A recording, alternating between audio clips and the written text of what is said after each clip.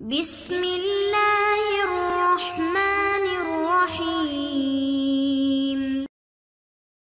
صلی اللہ علی رسولہ الکریم۔ السلام علیکم ورحمۃ اللہ وبرکاتہ۔ طلاب کرام عزیز، کیسے ہیں؟ امید کرتے ہیں آپ خیر و عافیت سے ہوں گے۔ بدایت المعارف جزء ثانی کا سبق نمبر 5 شروع کر رہے ہیں، جس میں عنوان کرا دیا گیا کتاب کی عبارت ادعیۃ الصحیفۃ السجادیہ سے لے کر وظاہر التی تطغو تک۔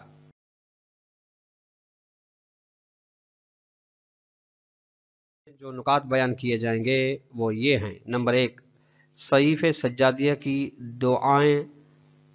کب اور کیوں وضع کی گئیں، بنائی گئیں، جمعآوری کی گئیں، کیا مقصد تھا کہ امام سجاد علیہ السلام نے کس مجبوری کی بنا پر یہ دعائیں ارشاد فرمائی۔ نمبر 2، تعلیمات صحیفہ سجادیہ، یعنی کون سے موضوعات ہیں جن پہ امام سجاد علیہ السلام نے اس صحیفہ سجادیہ میں وہ بیان کی ہیں۔ آئیے عبارت کو دیکھتے ہیں۔ الثانی ادعیۃ الصحیفۃ السجادیہ، فصل رابع کی دوسری بحث جو ائمہ علیہ السلام نے ہمیں تعلیم دی ہے وہ ہے صحیفہ سجادیہ کی دعائیں۔ ادعیہ دعا کی جمع ہے طلاب کرام عزیز۔ اب فرماتے بعد واقعۃ الطف المحزنۃ، واقعۃ طف کربلا کو کہتے ہیں طلاب کرام عزیز۔ اس واقع طف کے بعد، واقع کربلا کے بعد جو حزن آور واقعہ تھا، غم آور واقعہ تھا، اس کے بعد وَتَمَلَّكَ بنی امیہ ناسیۃ امر الامت الاسلامیہ، یعنی کربلا کا واقعہ ہو گیا، سب مسلمانوں کے اوپر غم کی حالت طاری تھی، اور اس کے بعد اس کے ساتھ ساتھ کہ امت اسلامیہ کی قیادت بنو امیہ نے لے لی تھی، تو فَأَوْغَلُوا فِي الْإِسْتِبْدَادِ وَوَلَغُوا فِي الدِّمَاءِ وَاسْتَهْتَرُوا فِي تعالیم الدین، اور بنو امیہ نے ظلم و بربریت کا پیشہ اختیار کیا، اور انہوں نے خون ریزی زیادہ کی، اور تعلیمات دین کا استہزاء کیا اور مذاق اڑایا۔ ایسے حالات میں بقی الامام زین العابدین علیہ السلام سید الساجدین علیہ السلام جلیس دار ہی محزونا ثاقلا، ایسے حالات میں امام سجاد علیہ السلام باقی رہ گئے، اس حالت میں کہ وہ گوشہ نشین رہے، یعنی اپنے گھر میں رہے، غم کی حالت میں، ثاقلا یعنی شدید غم، جیسا کہ کسی کا بیٹا چلا گیا ہو۔ وجلیس بیتی لا یقرب احد، امام سجاد علیہ السلام ایسے گھر میں گوشہ نشین ہوئے جہاں کہ یعنی اس چیز کے ارد گرد جاسوس حکومت کے گھومتے تھے، وہاں پہ کوئی بھی ایک قریب نہیں ہوتا تھا رہنے والا۔ وَلَا يَسْتَطِيعُ أَن يُفْضِيَ إِلَى النَّاسِ بِمَا يَجِبُ عَلَيْهِمْ وَمَا يَنبَغِي لَهُمْ، اور امام علیہ السلام کے لیے یہ قدرت نہیں تھی کہ پہنچا سکے لوگوں تک وہ باتیں جو امام علیہ السلام جو واجب ہے لوگوں تک کے لیے، اور جو سزاوار ہیں ان لوگوں کے لیے انجام دینا، یعنی امام کے لیے جو چیزیں لوگوں تک پہنچانا واجب تھی وہ امام علیہ السلام پہنچا نہیں رہے تھے، چونکہ کربلا کا واقعہ ہو چکا، تمام بنو امیہ کے حکمرانوں نے، عہدیداروں نے ظلم و بربریت کر دی تھی، ناانصافی کر دی تھی، شیعہ کے بارے میں زیادہ ظلم ہو رہے تھے، امام سجاد علیہ السلام کٹھن حالات سے گزر رہے تھے۔ فَاضْطَرَّ، ایسے حالات میں امام سجاد علیہ السلام مجبور ہے کہ جب سرعام علناً تعلیمات دین اسلامی کو نہیں پہنچا سکتے تو ان یتخذ من اسلوب الدعاء، کہ وہ انتخاب کریں، روش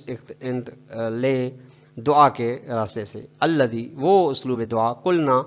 وہ دعا جس کے بارے میں ہم کہہ کے آئے ہیں کہ انہا یہ دعا احد طرق التعلیمیت لتہذیب النفوس ہے،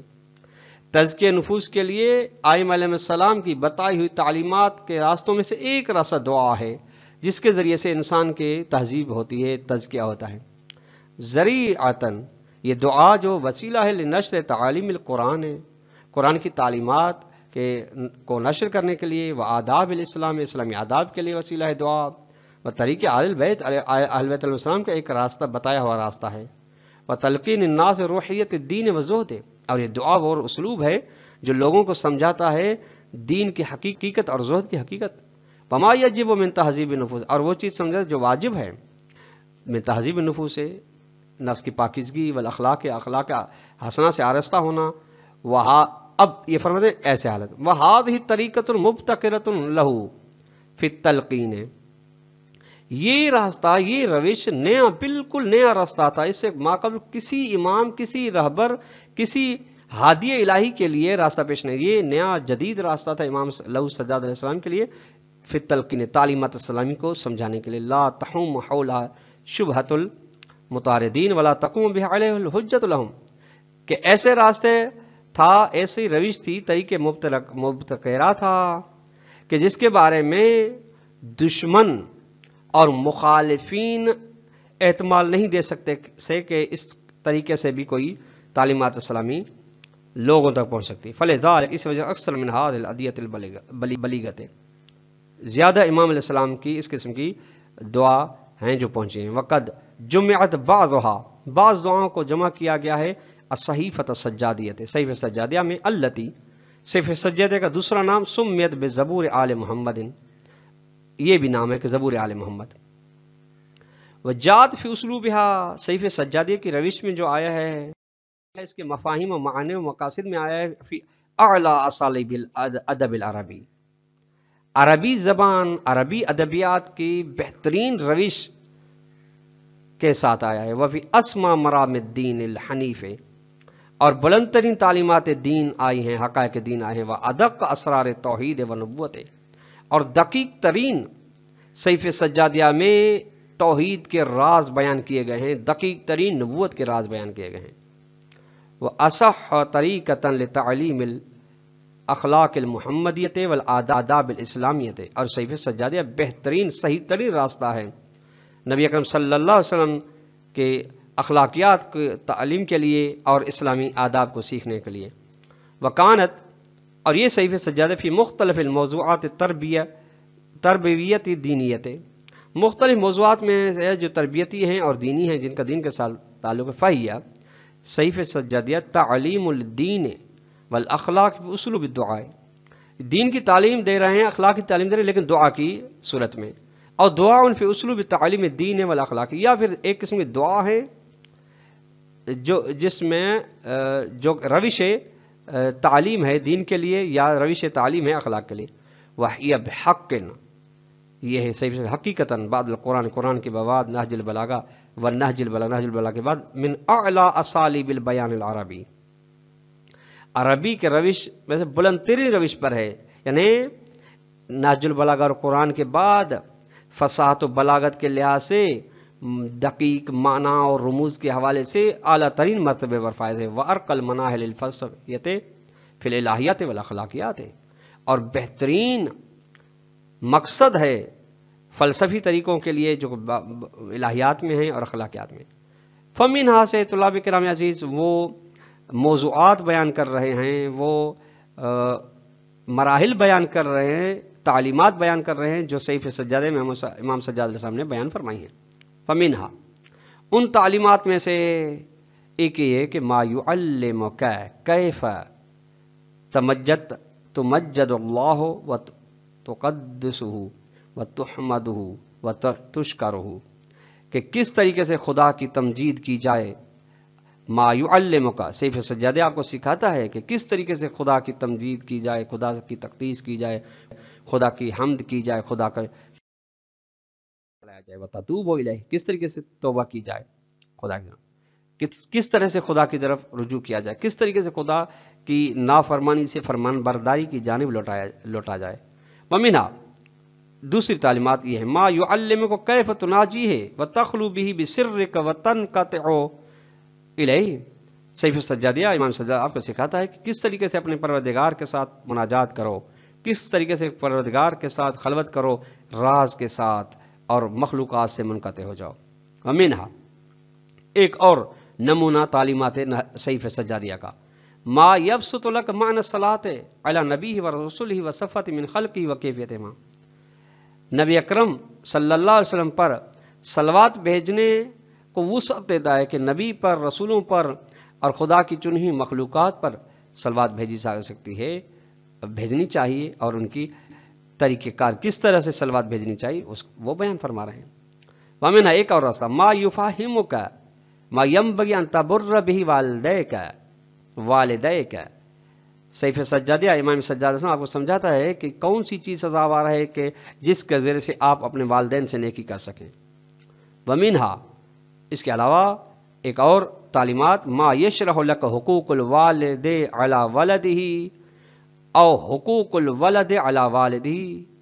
آپ کے لیے وضاحت کرتا ہے امام سجاد علیہ السلام کہ کون سے والد کے حقوق ہیں اپنی اولاد پر، کون سے اولاد کے حقوق ہیں ان کے والد پر، اور حقوق الجیران پڑوسیوں کے حقوق کو بیان کرتا ہے، وضاحت دیتا ہے، اور حقوق الارحام رشتہ داروں کے حقوق کو شرح دیتا ہے، اور حقوق المسلمین عامت تمام مسلمانوں کے حقوق کون سے ہیں وہ وضاحت کرتا ہے، اور حقوق الفقراء الی الاغنیاء غریبوں، مسکینوں، فقیروں کے حقوق مالداروں پہ کون سے ہیں، وہ بالعکس اور اس کے برعکس کہ اغنیاء کے مالداروں کے حقوق کون سے ہیں فقراء پر، ان کو بیان فرماتا ہے۔ فمنہا ایک اور نمونہ ما ینبہک علی ما یجب ازالۃ الدیون للناس علیک،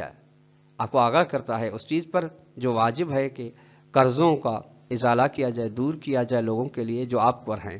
کس طریقے سے۔ وَوَامْ يَنْبَغِي أَنْ تَعْمَلَهُ اور جو چیز سزاوار ہے انجام دینا آپ کے لیے وہ سکھاتا ہے فی شؤون الاقتصادیت والے مطلب تمام مالی اور معاشی حالات میں، مراحل میں۔ وَمَا يَنْبَغِي أَنْ تُعَامِلَ بِهِ أَقْرَانَكَ وَأَصْدِقَاءَكَ وَكَافَةَ النَّاسِ، اور وہ چیز سکھاتا ہے سیف سجادیہ جو آپ کے لیے سزاوار ہے کہ اس کو آپ انجام دیں اپنے رشتہ داروں کے ساتھ، اپنے دوستوں کے ساتھ، تمام انسانوں کے ساتھ۔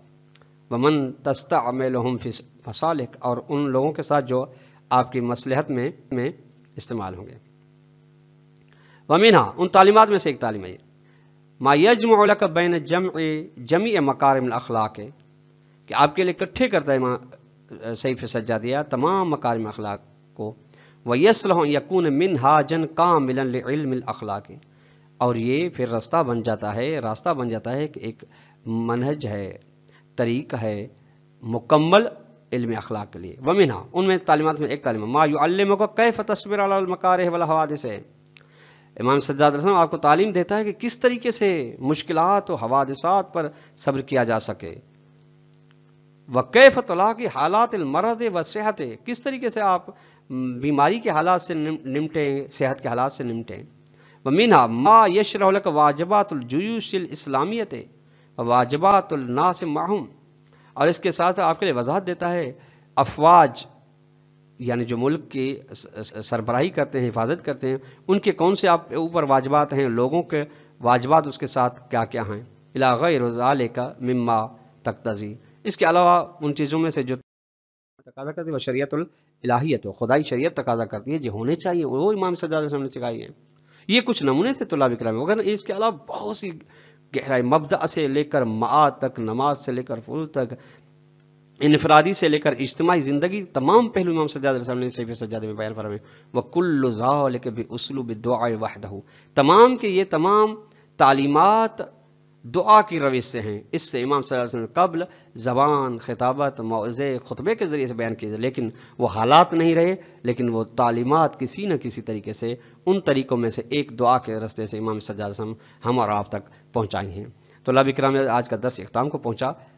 خلاصے کے طور پر ہم اگر سوال دینا چاہیں، سوال نمبر 1 یہ بنے گا کہ کس مجبوری کی بنا پر صحیفے سجادیہ کی دعائیں وجود میں آئیں۔ سوال نمبر 2 یہ بنے گا کہ صحیفے سجادیہ میں کون سی تعلیمات بیان کی گئی ہیں، ان تعلیمات میں سے کچھ کا نمونہ اختصار کے ساتھ بیان کریں۔ والسلام علیکم ورحمۃ اللہ وبرکاتہ۔